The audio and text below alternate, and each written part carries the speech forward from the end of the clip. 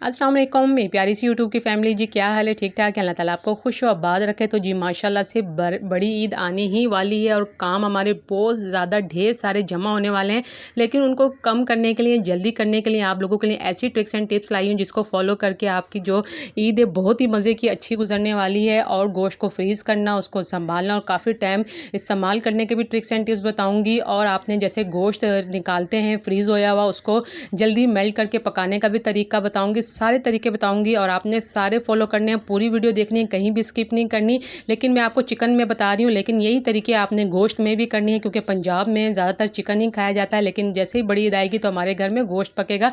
तो ये ट्रिक आप मटन और चिकन में सब में कर सकते हैं, कोई ऐसे मसला नहीं है। जैसे गोश्त आता है कुर्बानी का तो उसको बहुत ज़्यादा वो वज़नी होता है, बहुत ज़्यादा स्मेल होती है और बहुत ज़्यादा वज़न कर जाता है पकाने में भी और खाने में भी। तो आपने क्या करना है, जैसे ही गोश्त कुर्बानी का है तो आपने उसको 2 से 3 मिनट ऐसे पकाना है और ऊपर जैसे ये झाग आनी, ब्राउन जैसे डार्क करके झाग आती है ना, उसको आप निकालते चले जाएँ। और जो गोश्त होगा वो आपका, उसका खून भी कम हो जाएगा, उसमें से स्मेल भी ख़त्म हो जाएगी और बिल्कुल हल्का-फुल्का हो जाएगा। पकाने में भी कोई हमक नहीं होगी और गोश्त भी जल्दी गल जाएगा।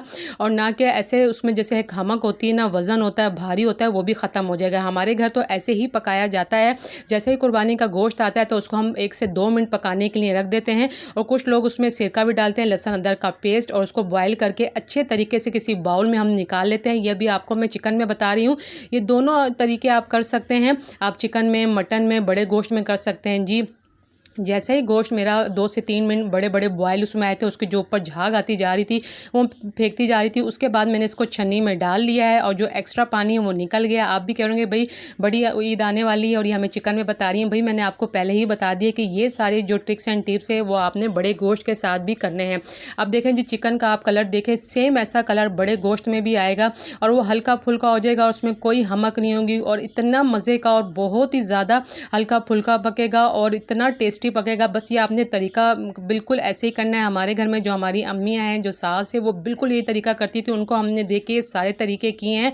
माशाल्लाह घर में हमारी वाह-वाह भी होती है और काम भी हमारा जल्दी हो जाता है और बहुत ही टेस्टी बनता है। जैसे बाज़ लोग गोश्त साफ़ करने में बहुत ज़्यादा झिझक करते हैं, तो आपने क्या करना है, जैसे ही गोश्त आपका गरम-गरम उसी टाइम ताज़ा कुर्बानी का आता है ना, तो अगर आप बॉयल नहीं करना चाहते तो आपने क्या करना है, उसमें ये गंदम का आटा होता है ना, आपने उसको अच्छे तरीके से हाथ से मसल लेना है। क्योंकि बाज़ लोग अल्लाह भाई किरक तो नहीं करनी चाहिए किसी चीज़ से, लेकिन उनको एक एलर्जी होती है, कोई मसला सा होता है तो वो गोश्त साफ़ करने में उनको मुश्किल होती है। तो थोड़ी देर आप उसमें आटा भी लगा के रख सकते हैं ताकि जो इसमें जो ब्लड है, जो स्मेल है, वो ख़त्म हो जाए।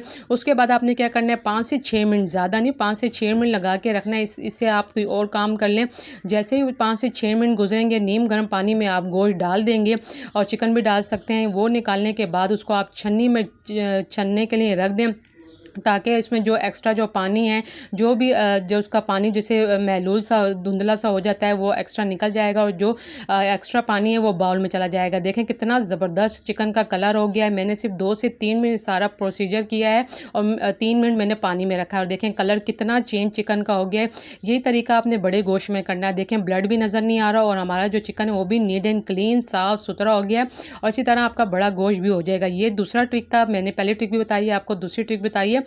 और जो तीसरी ट्रिक है ये भी आप कर सकते हैं, क्योंकि सुबह ईद का दिन होता है, हमें बहुत इमरजेंसी होती है, खाना जल्दी से पके खाएं, क्योंकि सुबह 5 बजे के हम लोग उठे होते हैं, बहुत ज़्यादा थकावट हुई होती है और सबसे पहला जो काम होता है किचन में वो पकाने का होता है। भाई तीसरी जो स्टेप है, आपने क्या करना है, लहसुन अदरक का पेस्ट तो आप ज़ाहिर बात है हफ्ता पहले ही बना के रख लेती हैं, स्टोर कर लेती हैं।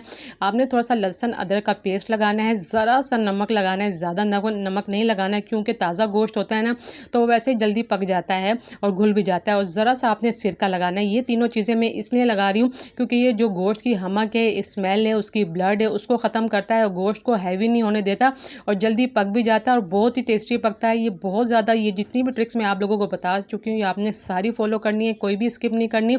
अब देखिए, ये लगाने के बाद मैंने ज़्यादा टाइम गोश्त या चिकन को या मटन को नहीं देना, सिर्फ और सिर्फ 3 से 4 मिनट देने और बड़े बड़े हाथों से आपने इसको अच्छे तरीके से मिक्स कर लें ताकि एक एक बोटी भी आपके लग जाए क्योंकि थोड़ा सा टाइम तो हम देते ही देते हैं।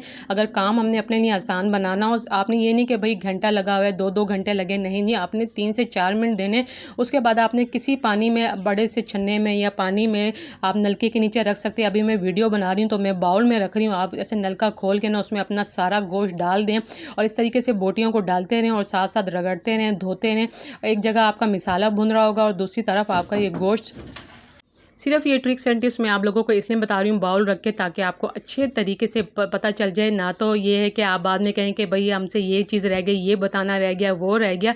तो ये देखें जी, माशाल्लाह ये छोटी छोटी ट्रिक्स एंड टिप्स है जो आप फॉलो करती हैं, जिससे आपका खाना भी जल्दी जल्दी पकता है, मिनटों सेकंडों में काम भी हो जाता है और लजीज पकता है। और ये कि आपका खाना भी हल्का फुल्का बनता है, क्योंकि जो कुर्बानी का गोश्त होता है हमारे उसमें कहते हैं कि बहुत ज़्यादा वज़नी होता है, खाया नहीं जाता। सारी बातें सबकी नज़रों से घूम के वो वैड़ा हमारे घर आता है, या बकरा या दुम्बा, तो उसको ये कि हज़म करने में थोड़ा सा टाइम लगता है और तबीयतें भी बाज़ लोगों की ख़राब हो जाती हैं। बाज़ लोग खाते हैं, बाज़ लोग नहीं खाते। और ये कि तरह तरह की उसके बाद चूरन, फक्कियाँ और कोई स्प्राइट, कोई लिम्का, कोई पी रहा होता है। भाई अगर ये सारी टिप्स आप फॉलो कर लें, यकीन जाने काफ़ी अरसे तक आप अपना गोश्त भी फ्रीज़ करके रख सकते हैं। ना ही उसका कलर चेंज होगा, कुछ भी नहीं होगा और आपका गोश्त भी काफ़ी टाइम तक चलेगा।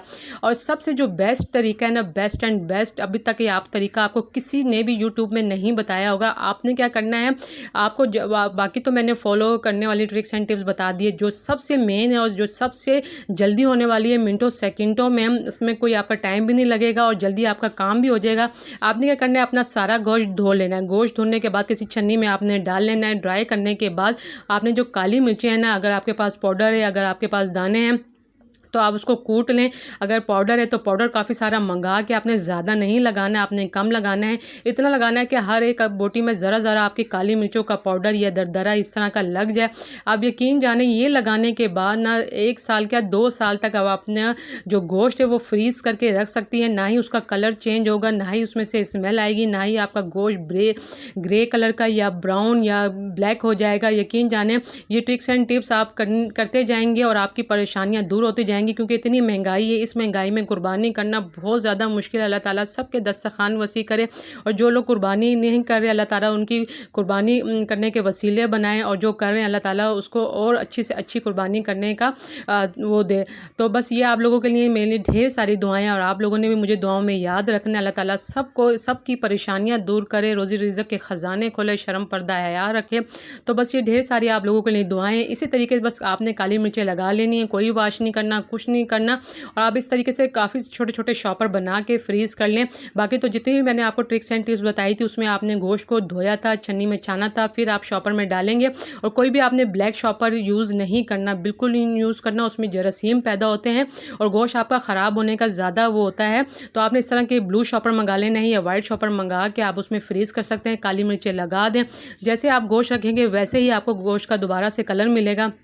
बस ये ट्रिक करें, और मुझे भी आपने चैनल को सब्सक्राइब, लाइक, शेयर करना है और ज़्यादा से ज़्यादा मुझे सपोर्ट करना है, ताकि ऐसे तरीके मैं आप लोगों को बताऊं और आप फॉलो करें। और मेरे चैनल को सब्सक्राइब, लाइक, शेयर करें और प्यारे प्यारे से कमेंट्स करें। आप कमेंट्स करने में बहुत ज़्यादा कंजूसी करते हैं, ताकि मेरी इससे हौसला अफजाई हो, आपकी तरफ से हमें प्यार है, गिफ्ट होता है। तो बस ये ट्रिक मैंने आप लोगों को बता दी है। बस ईद आने वाली है, सारी ट्रिक्स एंड टिप्स करें, अपने घर वालों को खुश करें और ख़ुद भी खुश हो। ओके जी, अल्लाह हाफिज़।